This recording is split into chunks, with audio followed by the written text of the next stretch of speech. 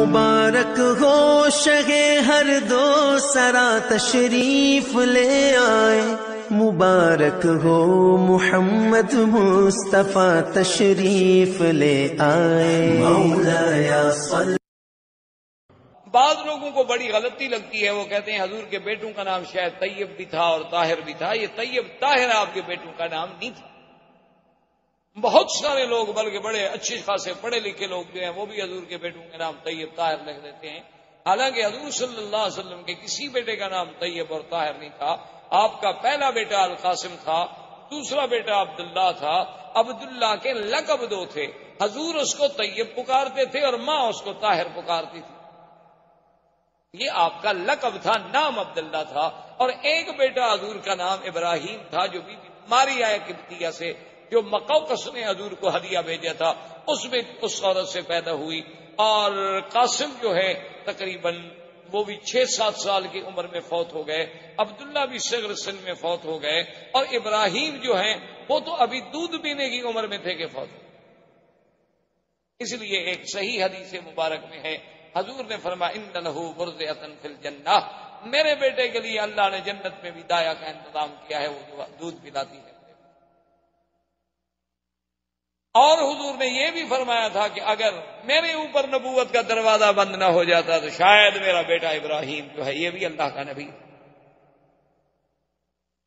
اتنی شان۔ اور آپ کی 4 بیٹیاں تھیں، سیدہ فاطمہ، سیدہ زینب، سیدہ رقیہ، سیدہ ام کلثوم رضوان اللہ تعالی علیہن اجمعین۔ یہ سب کے سب جو ہیں بی بی خدیجہ کی پتنی۔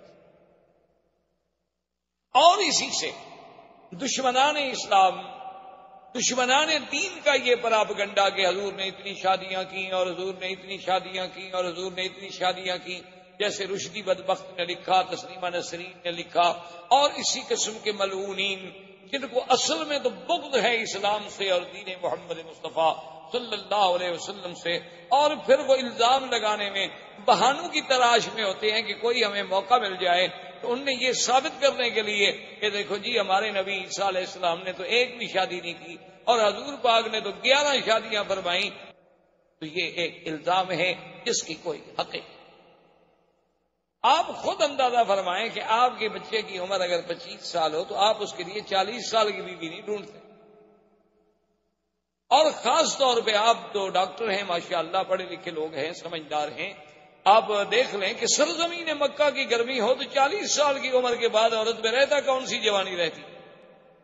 چلو ٹھنڈے علاقے کی عورتیں تو پھر بھی بیچاری کچھ لمبی زندگی گزار لیں گی صحت، لیکن سرزمین مکہ کی گرمی ہو اور یہاں پر کھجور کی غذا ہو تو 40 سال کے بعد عورت میں باقی کیا رہ جاتا ہے کہ نعوذ باللہ اس کے لیے محض شہوانی جذبے سے شادی کی جائے، پھر آدمی کنواری لڑکی سے شادی کرے۔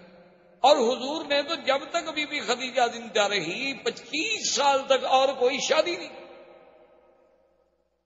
یعنی حضور صلی اللہ علیہ وسلم کی عمر 25 سال، زوجہ کی عمر 40 سال، اور حضور پھر 50 سال کی عمر پہ پہنچ گئے اور آپ نے کوئی شادی نہیں کی، تو جو جوانی کا حصہ تھا حضور کا وہ تو سارا بی بی خدیجہ کے ساتھ گزر گیا۔ تو جس سے ثابت ہوا کہ حضور کی کوئی شادی جو تھی دراصل وہ اپنے منشے سے نہیں تھی، بلکہ یہاں بھی میرے اللہ کی نگرانی تھی اور اللہ کے فیصلے تھے۔ اس لیے حضور صلی اللہ علیہ وسلم کی بعد میں شادی ہوئی بی بی عائشہ سے، بعد میں شادی ہوئی بی بی صفیہ سے، بی بی ام سلمہ سے، وہ بھی بوڑھی عورت تھی، بی بی سودا سے، وہ بھی بوڑھی عورت تھی۔ بی بی صفیہ سے کیوں ہوئی کہ خیبر کے سردار کی بیٹی تھی، سب لوگوں نے کہا کہ حضور سردار کی بیٹی، اچھا ہے کہ اگر آپ نے کسی اور کو دینا ہے باندی بنا کے تو بہتر ہے اپنی باندی بنا لے تاکہ کچھ تو ان سرداروں کی عزت ہو جائے۔ تو حضور صلی اللہ علیہ وسلم نے اس بنا پہ شادی کی۔ اور پھر سب سے بڑی بات یہ ہے کہ جس نبی کے اٹھنے پہ سونے پہ بھی اللہ کا پہرا ہو، اس پیغمبر کی شادیاں منشاء خداوندی کے بغیر کبھی ہو سکتی؟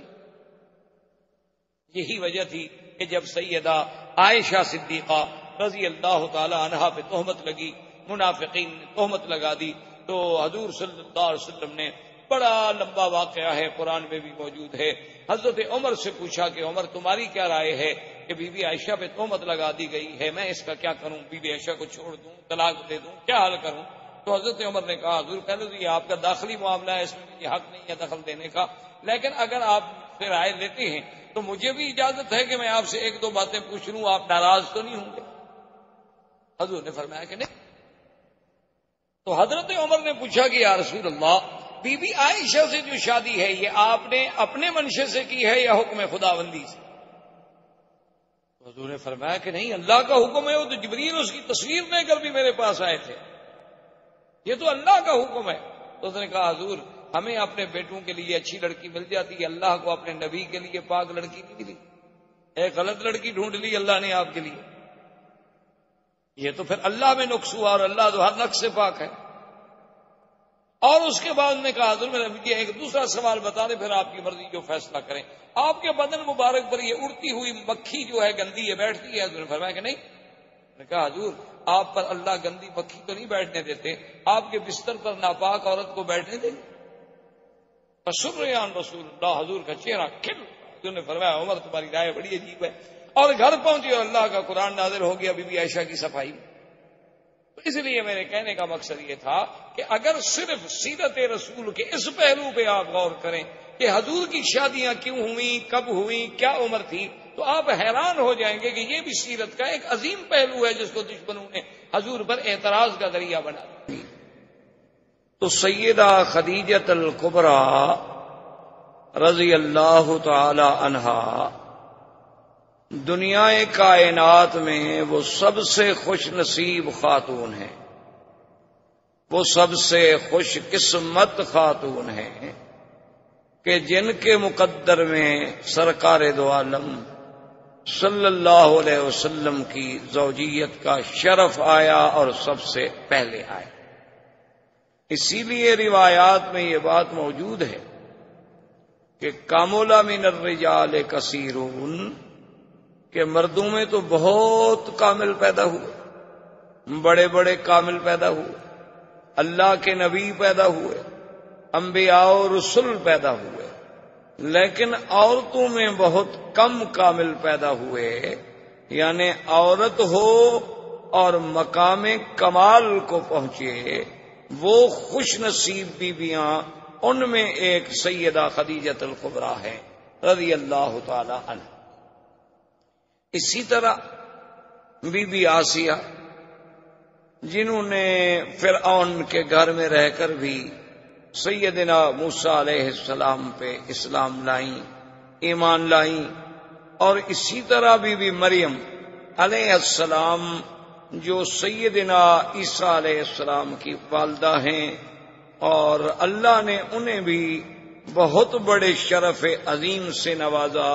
اور اسی طرح اخت موسیٰ علیہ السلام، اور اسی طرح سیدہ عائشہ رضی اللہ تعالی عنہن اجمعین.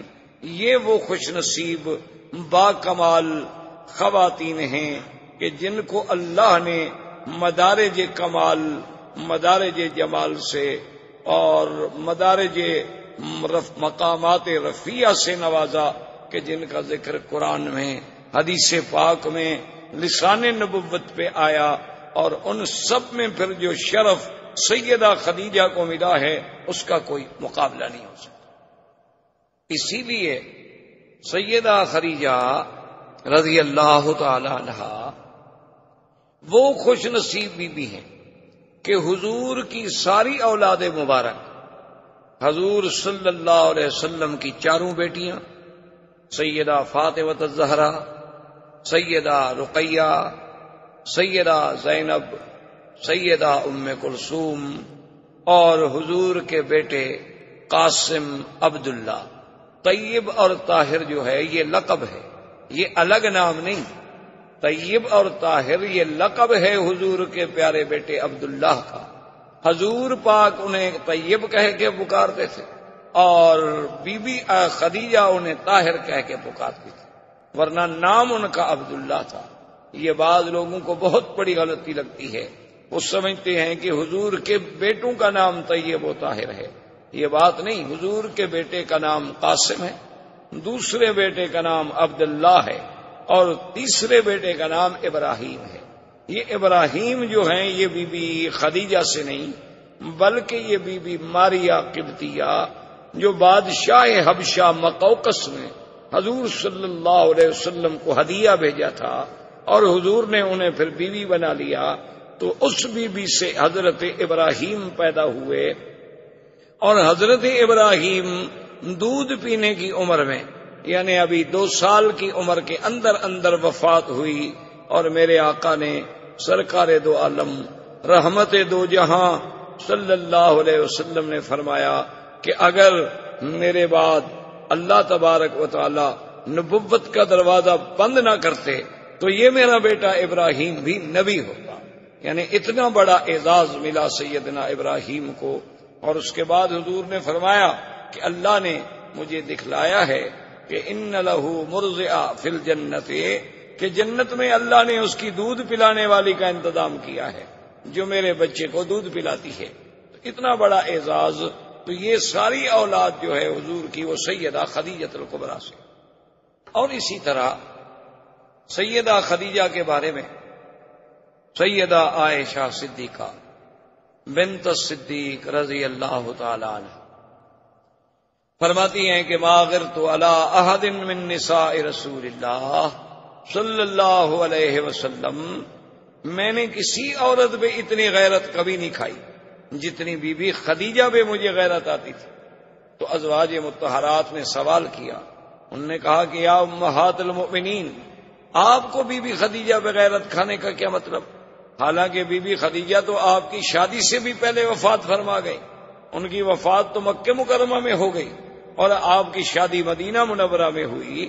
تو جب آپ نے اس بی بی کا زمانہ ہی نہیں دیکھا، چلو بیویوں میں ہوتا ہے، یعنی 2 شوقنوں میں اس قسم کا جلن ہو جاتا ہے، یہ نیچر ہے، فطرتی بات ہے، لیکن آپ نے تو اس بی بی کا زمانہ ہی نہیں دیکھا، تو آپ کو کیا تکلیف ہوئی؟ تو بی بی عائشہ فرماتی ہیں لکثرت ذکر رسول اللہ صلی اللہ علیہ وسلم، کہ میرے محبوب کا ہر وقت اس کا ذکر کرنا کہ ہاکذا قالت خدیجہ، ہاکذا فعلت خدیجہ، خدیجہ نے یہ کہا، خدیجہ نے یہ کہا، خدیجہ نے یہ کہا، خدیجہ نے یہ کہا.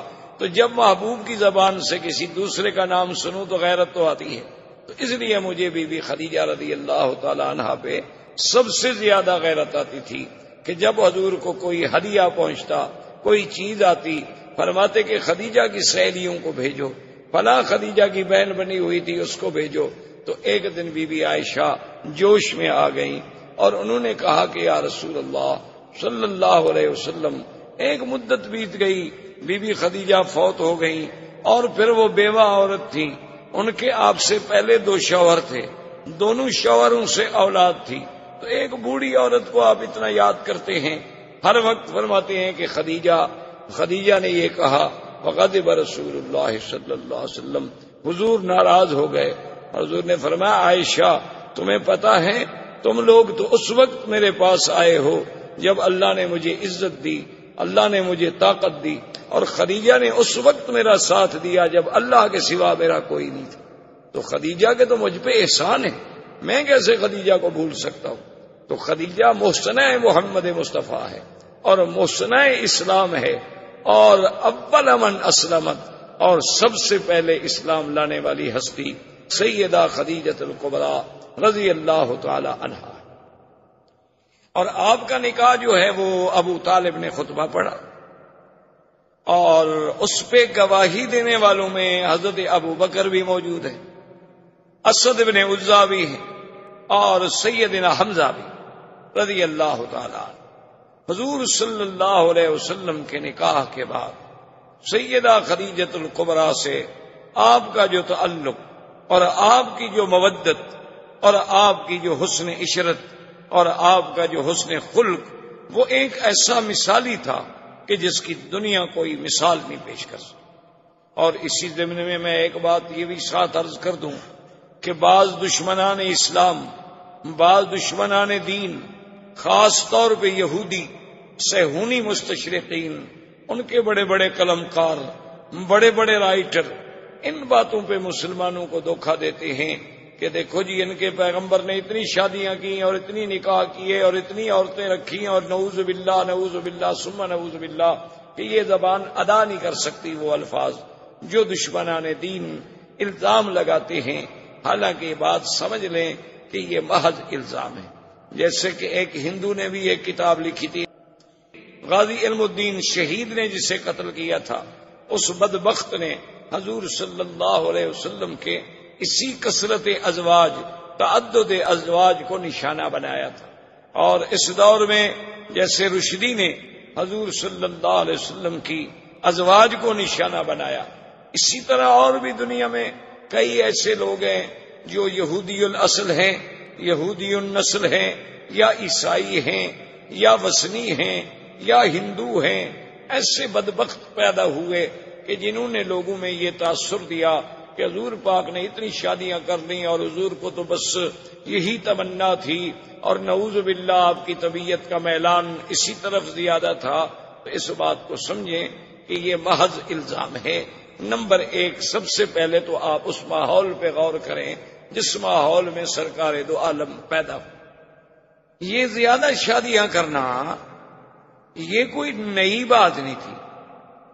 پہلے جتنے انبیاء گزرے ہیں، پہلے جتنے پیغمبر گزرے ہیں، ان میں بھی ایسے نبی گزرے جن کی 100 بیوی تھی، جیسے حضرت سلیمان علیہ السلام۔ اسی طرح اور انبیاء گزرے ہیں جن کی ان سے بھی زیادہ ازواج مطہرات، اور اس ماحول میں عام لوگوں کی بھی بیویاں ایک کے بجائے متعدد ہوتی تھیں۔ تو اس زمانے میں پہلی بات تو یہ ہے کہ یہ عقلاً اور رواجاً کوئی عیب نہیں تھا۔ اصل میں بعض چیزیں ایک ملک میں عیب ہوتی ہیں اور دوسرے ملک میں عیب نہیں ہوتی۔ مثلاً آج کل ہم انڈو پاک میں چونکہ ہندو تہذیب سے متاثر ہیں، ہمارے لوگوں نے ہندوؤں کے ساتھ مل کے زندگی گزاری، ان کا آپس میں ملنا جلنا رہنا سہنا، جس کا نتیجہ یہ نکلا کہ ہندو تہذیب کے اثرات جو تھے وہ مسلمانوں پہ آ گئے کہ ہمارے ہاں بھی دوسری شادی ایک جرم بن گئی، دوسری شادی کرنے والا مجرم بن گیا، اور دوسری شادی کرنا نعوذ باللہ ایک اتنا بڑا گناہ کا کام ہو گیا، اتنا بڑا جرم سمجھا گیا کہ اس کو برادری سے، قوم سے، قبیلے سے کاٹ دیا جاتا ہے۔ اس نے دوسری شادی کر لی اور اس نے دوسری شادی کر لی۔ حالانکہ آج بھی آپ دیکھیں عرب میں ایسے قبائل موجود ہیں جن کی 4 بیویاں ہیں، ایک گھر میں رہتی ہیں، ایک جگہ کھانا کھاتی ہیں، ایک سفرے پہ بیٹھ کے روٹی کھاتی ہیں، ایک جیسے کپڑے پہنتی ہیں، اور ایک دوسرے کے بچوں کو سنبھالتی ہیں۔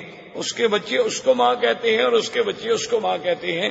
کوئی تضاد نہیں، کوئی تعارض نہیں، کوئی جھگڑا نہیں، کیونکہ ان پر ہندو کا غلبہ نہیں، اسلام کا غلبہ ہے، اور ہم پر تہذیب ہندوانہ کا غلبہ ہے، جس کی وجہ سے ہمارے ہاں دوسری شادی کرنا جو ہے وہ بہت بڑا جرم بن گیا۔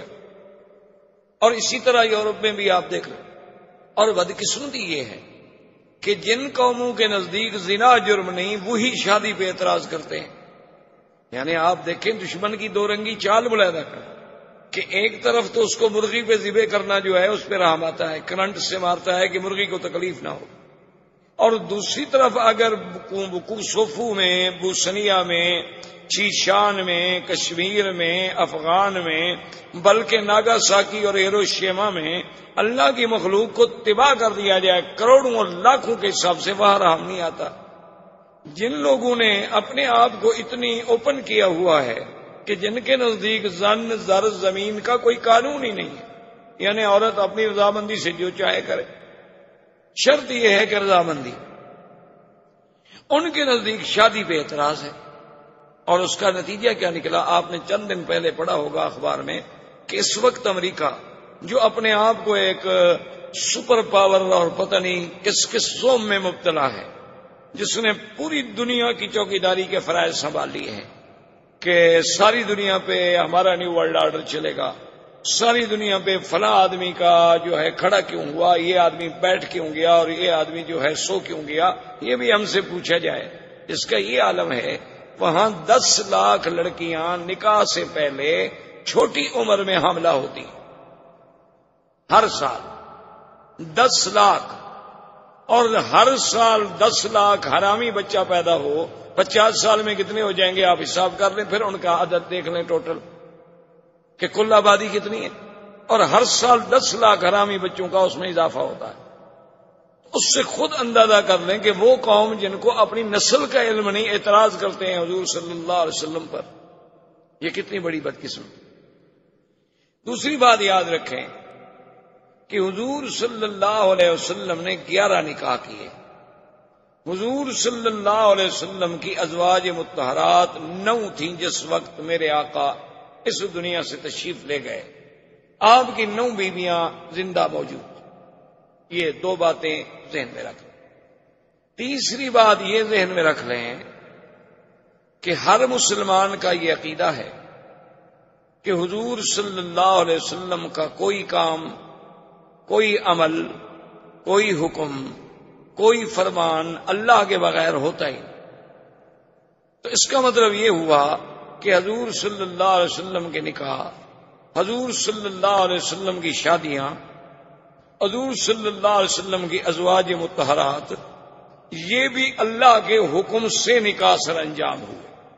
تو جب اللہ کا حکم ہو تو اللہ کا رسول اپنے حکم، خدا کے حکم کو کیسے توڑ سکتے ہیں؟ یہ بات ذہن میں رکھ لیں. اور اس کے ساتھ اب سیرت کا بھی ایک پہلو دیکھیں.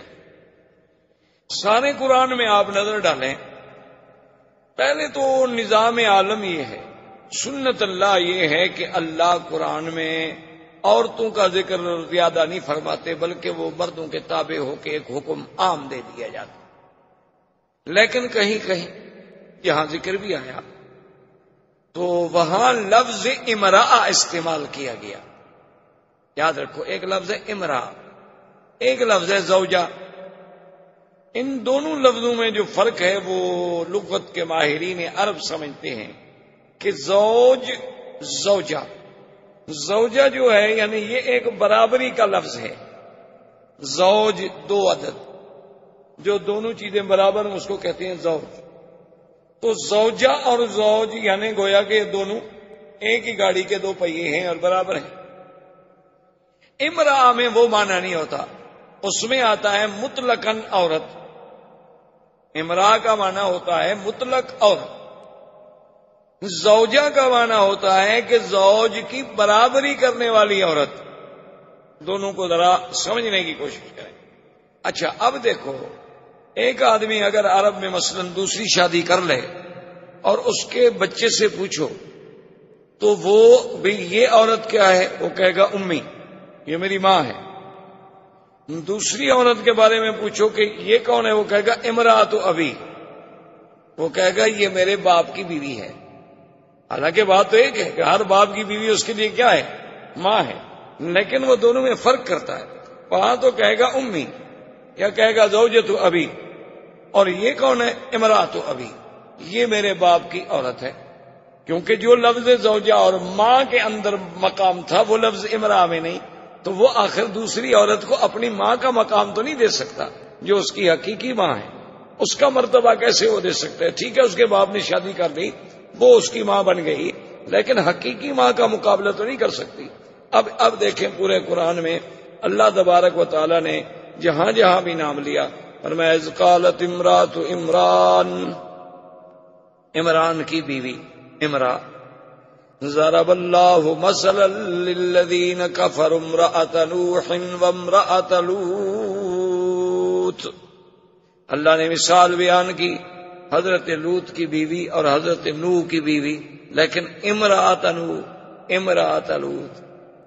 نوح بھی پیغمبر، لوط بھی پیغمبر، لیکن ان کی بیویوں کو قرآن کیا کہتا ہے، امرأۃ نوح امرأۃ لوط. ضرب اللہ مثلا للذین آمنوا امرأۃ فرعون اذ قالت رب ابن لی عندک بیتا فی الجنہ. اللہ نے مثال پیش کی کہ فرعون کی بیوی امرأۃ فرعون، حالانکہ بی بی آسیہ بڑی شان والی بیوی ہے، لیکن قرآن کیا کہتا ہے، امرأۃ. اچھا اسی طرح قرآن نے ایک مسئلہ بیان، وامرأۃ مؤمنۃ ان وهبت نفسها للنبی ان اراد النبی ان ينكحها خالصۃ لک من دون المؤمنین. اللہ نے فرمایا کہ اگر کوئی عورت، وہاں بھی امرأہ، تو سارے قرآن میں نظر ڈالیں، نوح کی بیوی کا نام، عورت کا نام آئے تو امرأۃ نوح، لوط کی بیوی کا نام آئے تو امرأۃ لوط، فرعون کی بیوی کا نام آئے تو امرأۃ فرعون، عمران کی بیوی کا نام آئے تو امرأۃ عمران. لیکن شان رسالت دیکھیں، شان محمد مصطفیٰ دیکھیں صلی اللہ علیہ وسلم کہ اللہ نے میرے مدنی کی بیویوں کو امرانی کہا، فرمایا یا ایھا النبی قل لازواجک وبناتک ونساء المؤمنین، میرے مدنی صلی اللہ علیہ وسلم نبی پاک آپ یا ایھا النبی قل لازواجک، ازواج زوج کیوں حضور کے قریب لا رہے ہیں؟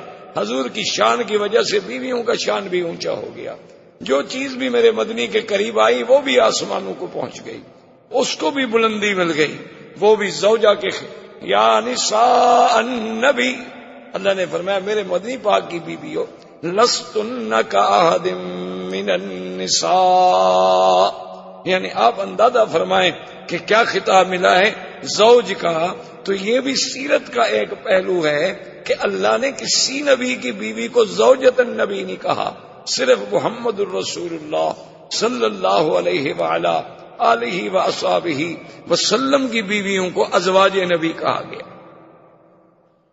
اب دوسری بات یہ یاد رکھیں کہ اگر کوئی دنیا میں آدمی محض خواہشات نفسانی کے لیے شادی کرے تو 25 سال کی عمر میں تو وہ کنواری لڑکی ڈھونڈتا ہے، کوشش کرتا ہے کہ مجھ سے کم عمر لڑکی ملے، یعنی میری عمر سے چھوٹی ملے، بلکہ آج کل آپ دیکھیں جن کے پاس یہاں بھی دولت ہے، پیسہ ہے، 70 سال بھی عمر ہو جائے وہ بھی چاہتے ہیں ہم چھوٹی لڑکی سے شادی کریں۔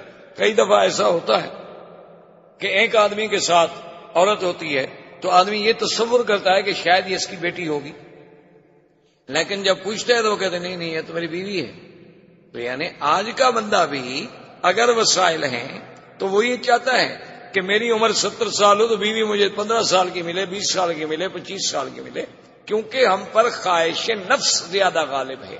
اور سرکار دو عالم محبوب رب العالمین رحمت دو جہاں اور معصوم سیدنا محمد مصطفیٰ صلی اللہ علیہ وسلم، آپ دیکھیں کہ 25 سال عین شباب کا کمال ہے، اور پہلی شادی کس سے ہوتی ہے؟ سیدہ خدیجہ الکبریٰ جن کی عمر 40 سال۔